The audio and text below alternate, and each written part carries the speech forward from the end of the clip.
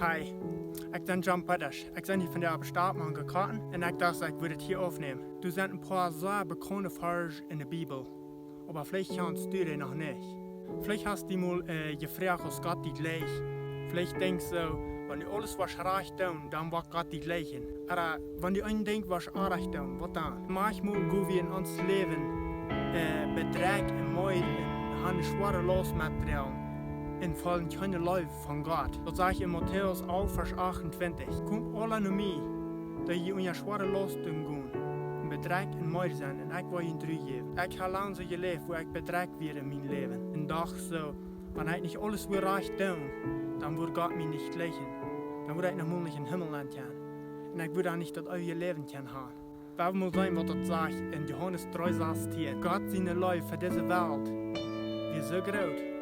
Dat hij zijn einzigen Sehen geeft, dat all die, die aan hem geloven, niet verloren gaan, maar dat eeuwige leven hebben. Dit is een van mijn beste versen in de Bibel. God geeft zijn einzigen Sehen, hij schickt ihn in deze wereld naar. Jezus starf voor mij en die am Kreuz en betoelt alle zinnen voor mij en die. En all die, wat aan hem geloven, worden niet verloren gaan, maar die worden dat eeuwige leven kan hebben. Zo, ik vang dit op eens aan te geloven, dat God mij gleich. En dit is hoe ik mijn leven actually können leichter merken, dat ik dat kan zijn, dat God mij gleich, dat Jezus voor mijn zinnen aan Kreuz starf en dat ik nu kon dat eeuwige leven hebben. Römer 10, Vers 10. Wer van harten läuft, wordt gerecht, en wer met de nul bekend, der wordt seilig. Ik wil die zijn, wanneer die dit alle vragen heeft van wat ik gereden heb. Jezus, hij neemt die aan, zist du best. Wanneer du niet näher weet als du geraad best, merk dat klar.